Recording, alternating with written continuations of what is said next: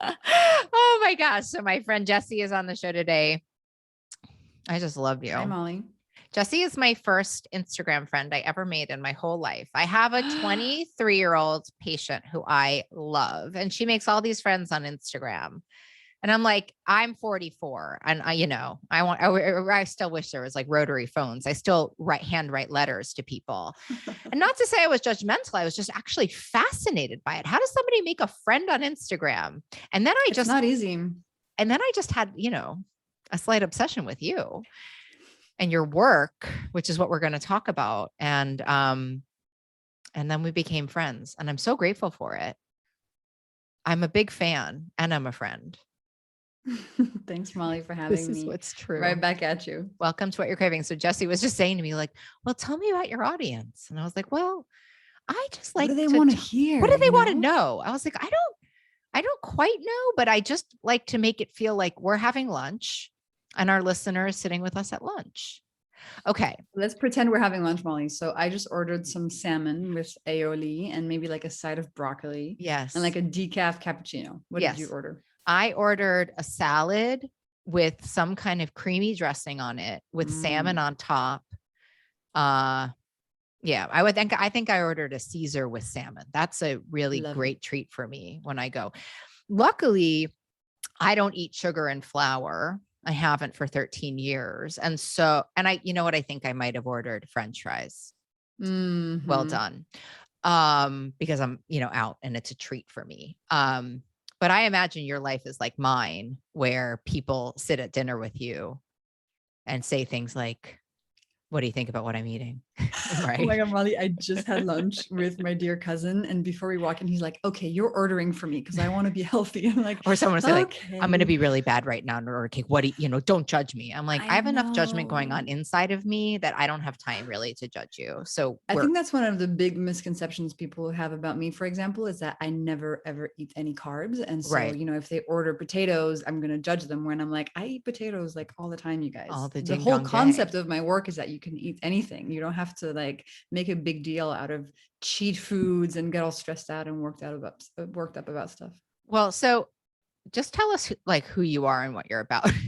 It is like sitting at lunch with us because we haven't even introduced you and we're already like 5 minutes into the podcast. Let's do it. So my name is Jessie Inchauspé. I'm also known as Glucose Goddess on Instagram, and I'm a biochemist. And my work is all about teaching people the essential role of blood sugar balancing and how that can really radically transform and improve your health. And it doesn't have to be hard. So I've spent the past 3 years distilling the latest science into really easy hacks that anybody can apply starting today and get their glucose levels in a good place and then start feeling amazing every morning when they wake up. How did you... we're wounded healers in here. I don't think listen, I don't know, but I don't think anybody becomes a blood glucose expert just because like they wake. It's just like, I don't think anybody becomes an addiction expert because they're just like, oh, what should I do today? So how did you come to all of this? Mm-hmm. Yeah, it was not easy. And it's really easy now for me to look back and be like, well, this was the journey. This was the trauma that led me to this. And now I'm doing great. But man, Molly, like I was not okay for many, many years. So it started what was not okay. Yeah. So my mental health mostly. So it started when I was 19. I broke my back. I had a really terrible freak accident jumping off a waterfall. My vertebrae exploded. I had intense surgery. And then, physically I healed very quickly, but then mentally, wowzers. I started developing very intense, like mental health episodes, diagnosed as depersonalization, which is like a cousin of dissociation. So I would feel like I was not in my body. I was really scared of being alone, like a lot of unprocessed stress. And for years, I couldn't be alone. Like I could never sleep alone in a house at night. I mean, I was just not feeling safe in my own body. But at that young age, I realized if I don't have health, I have nothing. So it really put me on a path of, I need to figure out how the heck my body works so I can wake up in the morning feeling okay. And that became my goal. And it has been for the past, 11 years now. And it led me to glucose. And now I feel amazing and everything's fine. But man, it was super tough. How did you figure out it was glucose? And Well, I like, can tried you many explain to us like things. what glucose? I mean, listen, I know this is the stuff that you talk about. If anybody just like put you into Spotify, this is, but like, we have to understand it because, Of and like, course. listen, I told our audience, like, this is a pen and paper podcast. Like, you are going to want to write down the things that Jessie's telling us. So let's try to like speed through this so we can get to like the fun and the hack and like the course. balance of all of it. Cause I know like even in our friendship, you and I really do talk about the middle path, even of some of the intense stuff that you're suggesting to us. And I want to make sure we get to all of that. Yeah, so I'll talk a bit more about my journey, and then I'll go into glucose and the basics. And it's quite simple, actually. So after I broke my back, the first place I looked to try to understand my body was in grad school. I studied biochemistry in grad school to try to understand like cells and how the heck they work. Then I went into the field of genetics in California because I thought that was the forefront, and genetics was going to help me understand everything about my body. It didn't, unfortunately. But while I was there, the thing that changed the game for me is that I tried on a device for the first time as a sort of test project in Silicon Valley, as you do. And that device is called a continuous glucose monitor. So a continuous glucose monitor, or CGM for short, is something that was created for diabetics. But me as a non-diabetic, I put it on, and the information it gave me was incredible. This device measures continuously your blood sugar levels, and it shows you what they are on your phone. And so all of a sudden, Molly, I could see the inside of my body. I could talk to the inside of my body. And it was a really cool piece of information. And I learned about this thing called glucose spikes. So every time we eat, if we're eating starches or sugars, they break down into glucose as we digest them. And glucose is great. It's our body's primary energy source, and every cell in your body needs it for energy. Things start getting tricky when you experience a glucose spike, which is too much delivery of glucose too quickly in your body. And that creates inflammation. It harms your mitochondria, the powerhouses of your cells. It can lead to many, many symptoms that we feel acutely. For example, cravings. For example, being very hungry 2 hours after eating. For example, mental health disturbances. And for me, I realized that glucose spikes were one of the triggers for my depersonalization episodes. When you were wearing this monitor, you started to see, oh, wow, I get a glucose spike, and then I get like dissociative, or I get depressed or something like that. Yeah. Yes. And so that was my experience. But then in the science, I also learned that glucose spikes lead to things like hormonal problems, polycystic ovarian syndrome, type 2 diabetes, heart disease, just general aging. I mean, glucose spikes are not good for us. And I had that experience firsthand. So I'm curious, is this because listen, I mean, I love the study of genetics, and I love the study of biology. I love all of it. And my understanding is that there are people who are more and less sensitive to addiction, and certainly food addiction. And I mean, all addictions. I mean, is what you're saying about glucose, is it across the board for is this just good, orderly direction for people who are looking to have more stable blood sugar? And, or are there people who like really need this because their endocrine systems are already compromised? So the fact that glucose spikes are not good for us, that's a fundamental concept of like biochemistry and how your body works. Like my godson Ashton has like no food issues, right? Like he just like eats a cookie and he's like, okay, I'm done with this. And I'm always like, oh my God, you're like an alien. That's amazing. How are you finished with that? Because I'm such a food addict. So you're saying even for him, like he suffers with blood glucose spikes. Like even when he's eating that cookie, he still gets a spike? Yes, 90% of us get the spikes Okay. every day without knowing it. And this is something that adds up over time. So of course, when you're young, you might not get the symptoms, but maybe when you're 40 or 50 or 60, you develop a condition and you're like, oh man, if I had fewer of these glucose spikes my whole life. Right. Like the allergy idea that when you fill up the cup, you fill up the cup, you fill up the cup, and then the cup is spilling over. But then there are other factors to keep in mind. So for example, if you're somebody who's very active and has like a lot of muscle mass, your muscles are going to help your body deal with glucose spikes. And you'll suffer the consequences less than somebody who's very sedentary, for example. We also know that age, that hydration level, that tiredness level. Many, many things affect our body's ability to handle glucose spikes. Stop on tired. Do you know, Yes. I don't know if we know this in our friendship. I have a secret obsession with sleep and the sleep research. Talk me through, because listen, here's why. Because I, treat so many people, and I'm a lot of times I'm the last house on the block, like they've tried everything and they come, Yeah. and I think we overlook a lot of these ancillary things that have nothing to do with food, sleep being perhaps the one we are like, oh, I don't have time to, oh, my life's too busy. So tell me about lack of sleep and glucose spikes. Yeah. So if you're tired, your body will be less good at handling a glucose spike that is coming through after a meal. So that means you'll spike higher than you would if you were rested. That means you'll get more inflammation, faster aging, and more mental health impacts. You'll have more cravings later on.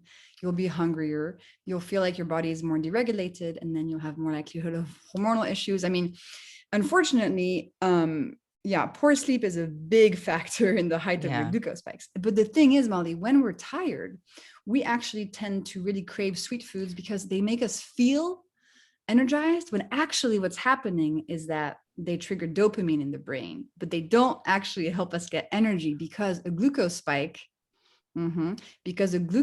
reduces your body's long-term ability to make energy, because it hurts your mitochondria. Oh my gosh, So Jessie, we need to unpack this like I'm a second grader, because I think this is so much what they're like, no, I had to eat. I mean, even my best friend, she always says when she's working really hard and she's exhausted, she needs to be eating gummies the whole time.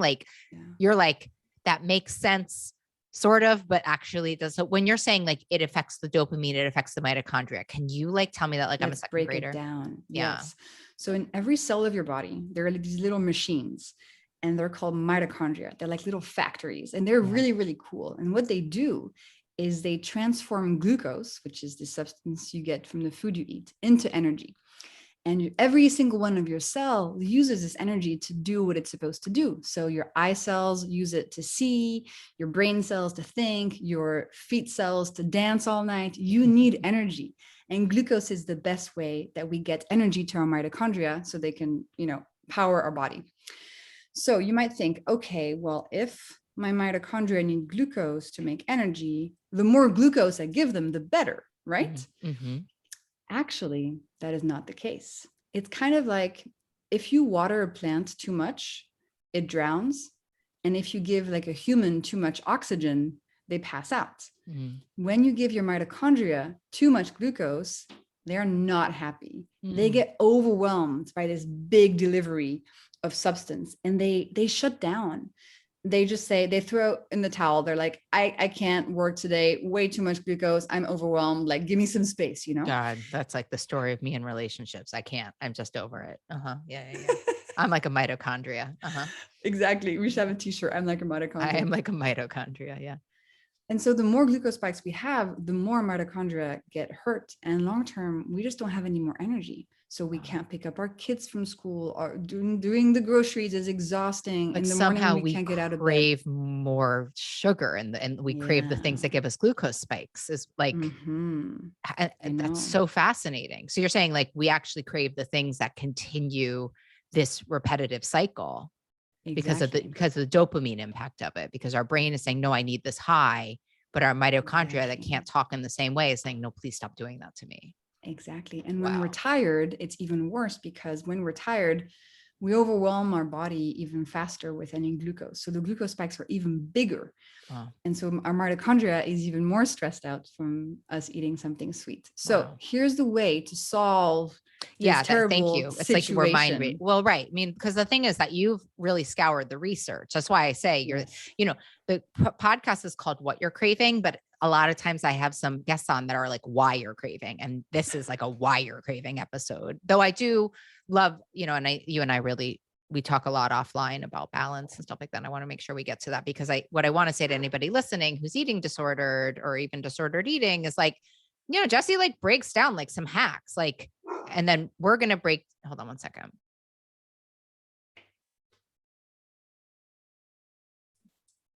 Just the UPS guys here. I thank you for protecting me, Danny.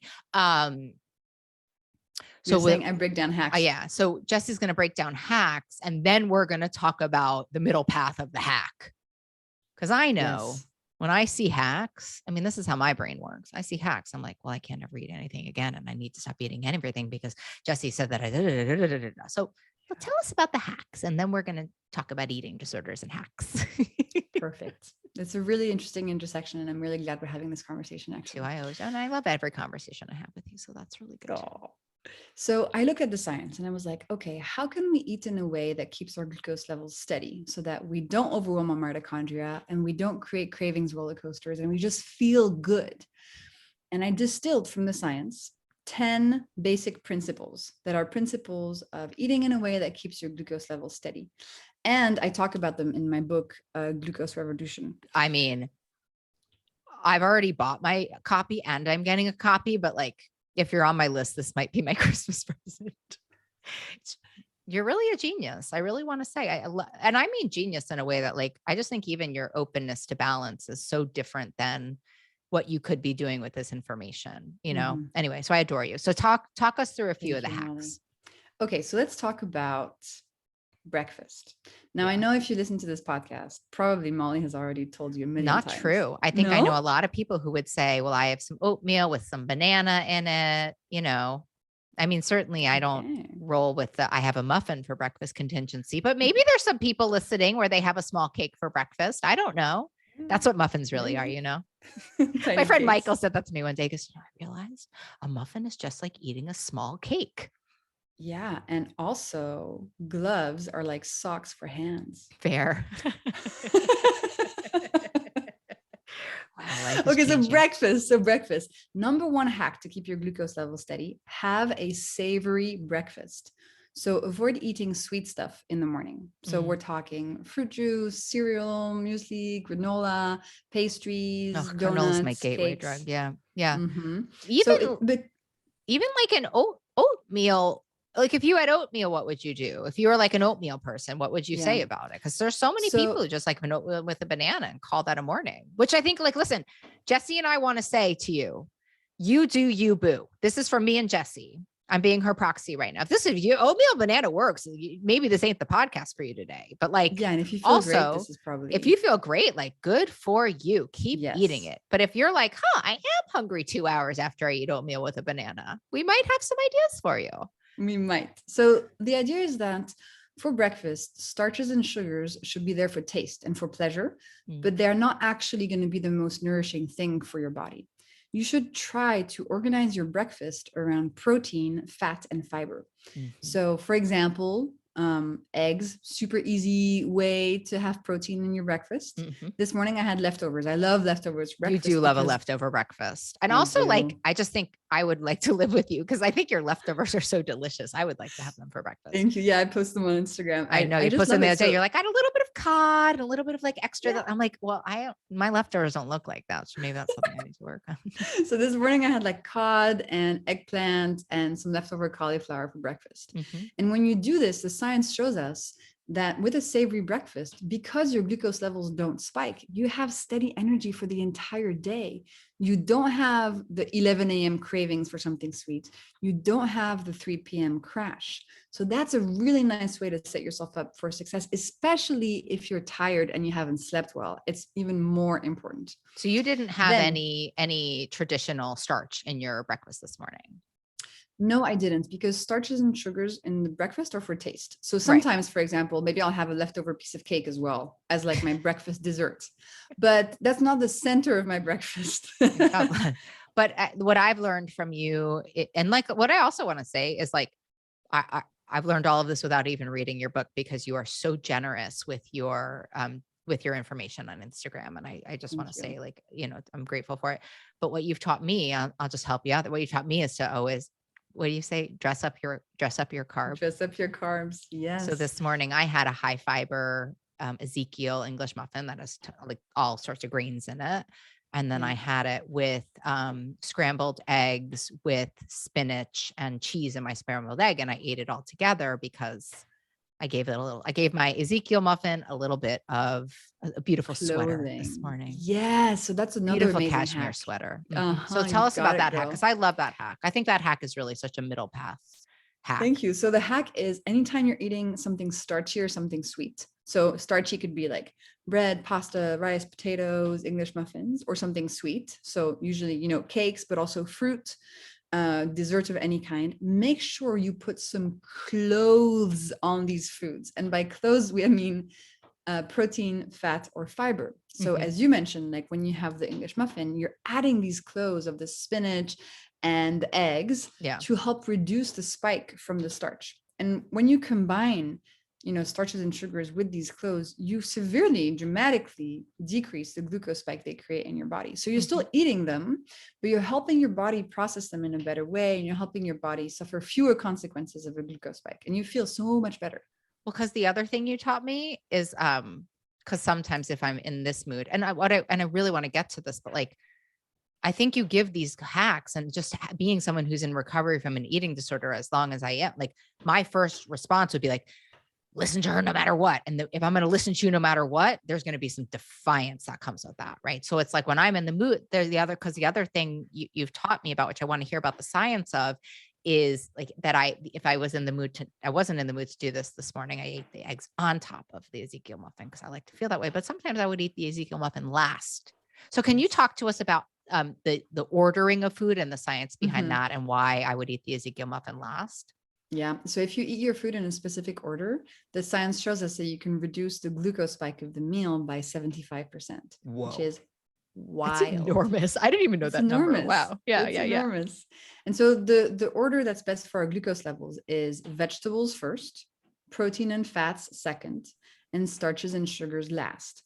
And, this is something we should do when it's easy, because it's very powerful if the elements of your meal are already, broken up in your plate. For example, in our, virtual lunch right now, if I order spinach and broccoli and potatoes and fries, I would have the potatoes and the fries, as far towards the end of the meal as possible. Right. Because that way, what we're doing is that the fiber in the vegetables is landing in our stomach and intestine first. And they're creating this protective mesh inside the walls of our intestines. This protective mesh is protecting us from glucose spikes that would come through afterwards from any starches or sugars we eat. Right. But if you don't eat your food in that order, still putting clothes on your carbs is helpful. And the worst thing you can do for your glucose levels is eating just starches or sugars on a very empty stomach. That would create a big spike. So having like and again, like what we're saying, and I have a podcast that's like, largely eating disorder people. We are not sitting here and saying that it is illegal, that it is deathly, that it is harmful, that you would have an apple for a snack. What we're saying is, what I want you to explain to us one more time is that when I have just a solo apple for a snack, which I'd like to say, one time, Jessie, in our relationship, when I started to teach, I sort of helped Jessie to understand eating disorders a little bit more. Jessie posted that she had just had ice cream, and I loved it. It's my favorite post you ever posted, because you wrote, I had ice cream. Did I eat protein before it? Nope.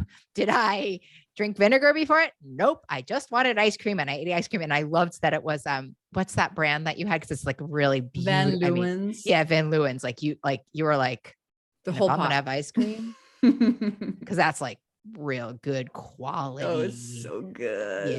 Yeah. Which I love that about you. So what we're saying is we should do it when they're easy, but also and not beat ourselves up if we're just having an apple for a snack. But like, let me ask you a question. Like, explain it to me. If I'm just having an apple for a snack, this is the dialectic, everybody. This is the balance. And we're telling you two kind of opposing ideas, and we find the synthesis of them. That's what a dialectic is. So yeah, it's okay for me to have an apple for a snack. I'm not going to get arrested by the blood sugar police. And, and maybe that I will do it from time to time. But what is the impact on my blood sugar, especially me, who has a very compromised endocrine system? What is the impact? I would actually say, if you're having an apple as a snack, that's way better than having apple juice, which is way better than having donuts, which is way better than having such two a little donuts. Harm reductionist, and you don't even know it, Jessie. But it's true. Like, it's true. Sometimes my mom, I talk about this in the book, but my mom often sends me a text, and she's at the supermarket, and she sends me a photo of a food she's going to buy. And she's like, is this good or bad? Oh, I love it. I always answer,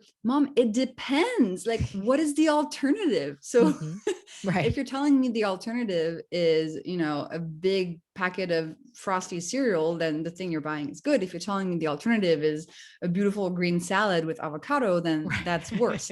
You know, everything is relative. Yeah, It's all yeah. about context. And eating disorders want nothing more than for you to just tell me I am bad, or just tell me I am good. You know, I'm sorry. not Jessie and not Molly. No, but in the apple spectrum. So let's say you're having an apple as a snack, you know, already it's an amazingly good choice of a snack compared to all the processed stuff you could be eating. God, you're such a good eating disorders therapist. I'm really feeling healed by this conversation. Thank you. Awesome. I'm so happy. But there's something you could do that would help your blood sugar even more, would be to put a few cloves on that apple. Ooh. So you could have a little slice of cheese with it. You could have some nut butter on top of it. Right. Or even a handful of nuts before it. Absolutely. Absolutely. So we can always, you know, do worse, and we can always do better, and it's okay. We have to find something that also makes us happy. So I love apples, and many times I have apples. And a lot of times I just want to say, a lot of times I have them without clothes, but that's just because I'm rushing. It's only when I'm rushing. I'm like, I don't care. I say that. And I know you, and I know the research. I'm like, I don't care. I say like you, like, this isn't the worst. If this is the worst thing I'm doing today, it's how I feel about spray on sunscreen. I'm like, I don't smoke. I don't drink. I'm going to use some spray on sunscreen. I don't care. Yeah. Even though there's sometimes some toxic stuff that comes with it. I have a question. There's toxic stuff everywhere. You know, it's like, believe it. Just right now, because I'm wearing a t-shirt that probably has some plastic in it. Like, you know, you just can't. Exactly. You just have to live. Take your bag. Yeah. Have some vices. I can't believe my vice. If you would have told me 15 years ago that my vice was like putting spray sunscreen on, I'd be like, stop talking to me. You're the worst. I can't even be friends with you. I'd be like so disgusted by me. I want to talk about smoothies, because I always want to talk about smoothies with scientists. Yes. Where do you want to start? I want to start in maybe how nature created plants. How's that? You're the expert. Okay. I just get really irritated when people drink smoothies, and I want you to help me understand why, and maybe heal me from it. I don't know where we're going let's here. See if I can do it. Yeah. Okay. So think about it this way. Picture this. The earth came about. Yeah. And there were trees, and trees had fruit on them, and fruit were awesome because they were a really nice little packet of energy. And then humans came around, and they were like, fruit's pretty cool. It tastes pretty sweet. Wonder if we can make it even sweeter. I wonder, you know what? And my biology really supports that. How sweet can you make it? And how quickly can you get it into my veins? So humans have been breeding fruit for millennia to make them super, super sweet. So if you look at a banana today in the store versus ancestral bananas, they're not the same food. They're not. Ancestral fruit is small, tart, and full of fiber. The fruit we have these days is basically dessert. Now, it is the best kind of dessert you can have if you want dessert, because it has water and fiber, and it's great. But keep in mind that it's been bred by humans to be extra full of juicy glucose. You know, it's so funny. I was in Hawaii on a farm, and they gave me a banana, and it's exactly the story you're telling me. It was small, and I ate it, and it was I was like, is this what a banana is supposed to taste like? Like, this is fascinating. It was more plantain than it was banana, to be honest. Yeah, exactly. And so that's one step we took.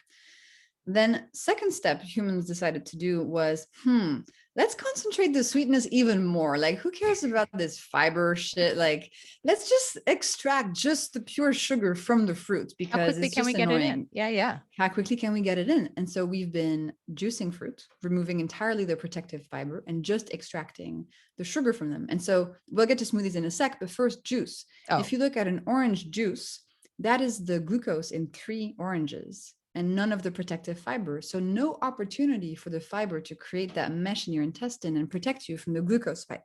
And the fructose that goes right to your liver. Yeah. I believe you me. Yeah. When my friends say, oh, can you get me some juice? My best friend Lauren said, can you get me some juice at the market? And I said, should I just, for my godson? And I said, well, should I just get him a beer? Because it's the same thing. And it actually is. Think also this, Molly, like a Coca-Cola, it's just a beetroot juice or a cane juice or corn juice. It's a corn juice. It's a corn juice. Can you put that somewhere? I'm going to give that to you for your Instagram feed. You should say, just call it corn juice. Just It is call because it it's corn just juice. sugar from corn or cane Oh or my whatever. God. I never thought I could have more of an awakening about juice because it's something I really obsessively talk about. And I just expanded my mind. You want some corn Amazing. juice? Want some corn juice? Want some- Literally. And corn is a vegetable. No, is it? I don't know. But anyway, It's a corn is like, starch. it's a starch. It's a starch juice. starch juice. I mean, Mhm. my mind's being blown right now in this There moment. you go. Okay. And so with a juice, we also deliver the glucose very, very quickly to our body. I mean, we drink that thing in 5 seconds flat. And so your mitochondria are just freaking out. They're getting the biggest influx, the biggest glucose spike they've ever seen in their life. And so you suffer the consequences. You know, you're hungry again, you're tired, your health deteriorates, you just feel crappy. What if you're And adding smoothies- like all this, like, but because like, you know how people are these days, they're adding like this, my stepdad does it every morning. He adds like the flax to it and he adds like the protein powder to it. So like the smoothie, yeah? Yeah. Yeah. The smoothie. So that's better. So the kind of smoothie that's really, really just to be avoided is a pure fruit smoothie. Right. So just fruit in it. However, you know, you can have smoothies that are good for your glucose levels if they have protein in them, they have fat in them, and they don't have too much fruit. So maybe they have berries, but you also throw in some nut butter, some cacao nibs, some flaxseed oil, some protein powder, some almond milk, you know, and you turn it into something that actually has clothes on it and you're not just having pure sugar. And so, you know, I enjoy breakfast smoothies once in a while, but I make sure that they're loaded with protein and yummy stuff. And it's just not just fruit sugar. That's amazing. That's so interesting. So what you're saying, I mean, you are just the best harm reductionist around. You're saying like, it's better if you had some eggs and some spinach, you know, and some savory food, but the way to make a protein shake less impactful on your blood sugar is to put some clothes on it. That's always the answer. Just to put some clothes on it. Yeah. So I've just totally lost my train of thought. I had a question about this. Oh, you froze. You froze. I froze? Oh, wow. Even better. Try again. You said so. I just forgot what I was going to say. So if you could say what you like, if you could say what the most important hack for somebody. So I have two questions. So because I just want to go back here. Can you tell me what you would say as a scientist are the top 5 like issues when you have unstable glucose levels? Like what would you say are the most impactful things? So the most common signs that you have glucose spikes happening inside of you all the time are your energy is not steady. So you will feel tired throughout the day. That's a huge one. Second one, cravings. Randomly, you're going to be like, I just need to eat something sweet, like right now, like whatever it is, just give it to me. That's a massive, massive. I love that one. Yeah. So energy and cravings are such telltale. Is that the right word? Telltale. Yeah. Telltale signs. I'm French, you guys. So I know. I was actually just thinking how English isn't your first language. And it's like really humbling because English is my first language. And I'm like, I think it's telltale.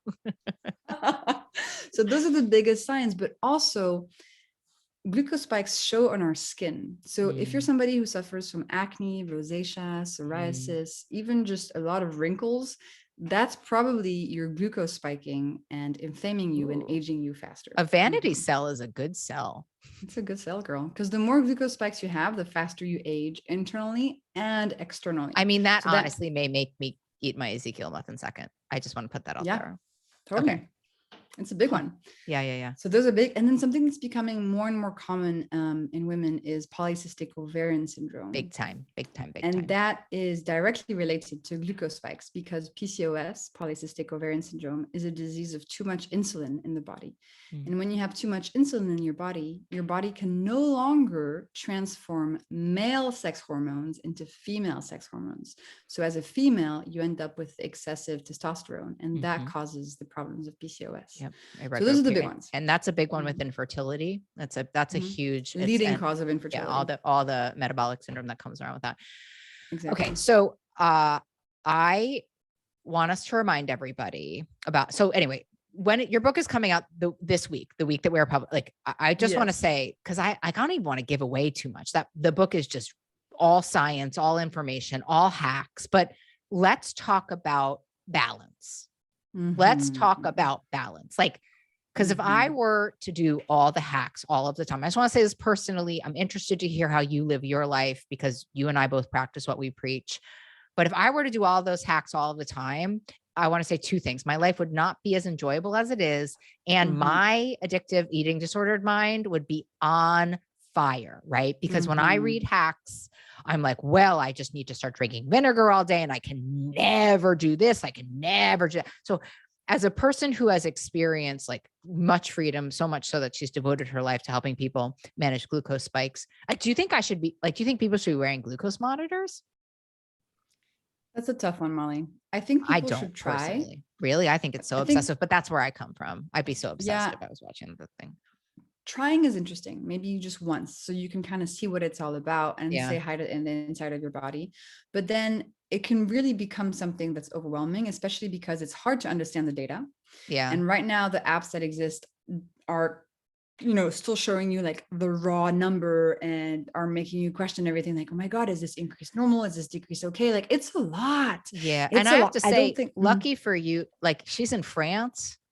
So it's very easy for you to get one. Here you need like a prescription. Like, yeah, I don't know. And I think if anyone's listening, for me, I can't really even wear a Fitbit. It makes me a little bit like a Fitbit will get me, if I start counting steps, that will get me outside of the realm of my wisdom, then I'm like, wait, should I do more? Should I do more? Right. So there is a piece where we can just listen to your research and maybe be good. Oh, 100% Molly. Like if you, learn about the hacks and the science, you're going to be able to heal yourself in many ways without even wearing a glucose monitor. So you don't need to do it. Love it. Yeah. But you can. Seriously, you don't need to and you can. Yeah. We're not the boss of you. Exactly. Okay. So then talk me through this, how you live your life. This is how we're completing. Well, I could talk to you all day, 1,000 more questions, but how do you live your life knowing all of this research? I kind of see these hacks as like tools in my tool belt. There are some that have become so innate to me. Like what? Like having a savory breakfast. Yeah. I just would not want to have a sweet breakfast because it makes me feel like shit all day. Yeah. So that's become something I just love doing. It's not stressful. I feel that way just about like breaking up with sugar in general. I'm like, I don't need to like figure out a way to moderate a cookie. It's just like my life gets too complicated. Exactly. Love it's too that. complicated. Yeah. Like the vinegar thing, I do it not all the time. Like really so not. The vinegar thing for all of you to know is that you drink a tablespoon or a teaspoon? Tablespoon of vinegar in a tall glass of water before meals, because that helps your body handle the glucose spike better. But I only do that if like there's vinegar on my counter and I'm like, oh, I'm going to have some vinegar now. I never obsess about it. It's just not, to me, it's not worth it. I do the hacks when I feel like doing them. And to be honest, like if I was in a situation where I had polycystic ovarian syndrome, I was diabetic, like I would do them more because I would know that I need to heal myself. But I got myself in a zone now where like I feel good. So I do them when it's easy and it's fun. So because I know it's going to keep me in a good zone. If this ain't just describing life. So what I hear you saying, which is, God, you might need to go back to school and become a therapist. We can talk about that at our next luncheon. So what you're saying is that given where your mental, physical, and spiritual health is right now, you really do them when it's easy. And if you were struggling with some of the heavy symptoms of irregular blood sugar, you may be moving closer to prioritizing some of these hacks. This is because I would be suffering a lot and they would alleviate the suffering. Absolutely. But then once you feel good, you do them, when they're helpful. But if they start just adding stress and harm to your life, that's not an obsession. Like that's not the point. We don't want to trade out. Well, I mean, and I have to say, just to be so irreverent, maybe you need a different obsession. Like maybe actually you need to engage in all 10 of these because maybe you need a different obsession that isn't food addiction. Who knows? What we're saying is, what me and Jessie are saying is, we don't know. It depends. We can't tell you what to do. We can only give you this research. Information. Yes. Information. What is the book? As we're speaking of information, I already said it in the intro, but tell me about, when you said that you were publishing a book, because I've been following you a long time. When you said you were publishing a book, I got as excited, I think, as when I got my own book deal. I swear to God. So this is a girl who should have a book. Tell us about it. Kind Molly. Thank you. It's called Glucose Revolution, the life-changing power of balancing your blood sugar. And it's for everybody. It's not for scientists. Like my little brother, who's 14, I gave him an early copy and he read the whole thing in 3 days. And he was like, oh my God, it was so fun. It's all full of images and my graphs and stories of people in my community. Well, your graphs are just too good to be true also. I send them over to Yeah, everybody. Glucose Goddess on Anybody Instagram. who's listening Mhm. who's a friend of mine is like, I know Glucose Goddess. Molly won't shut up about her. Yeah, I know. I'm so annoying, especially my best friend, because she has Really? kids that have really irregular blood sugar. And I was like, Mm. see, Mm. because Jessie, just for you, on her Instagram account at Glucose Goddess, she shows us what happens. Okay, I had a piece of cake. Oh, I had vinegar in a piece of cake. Or she says, oh, I had an English muffin. Oh, I had eggs and then an English muffin. And she shows. So it's honestly why you don't even need to get so stressed out. Do I need a glucose monitor? Like if you know Jessie, you actually, personally, my humble opinion, you don't need a glucose monitor. Jessie did all the glucose monitoring for us.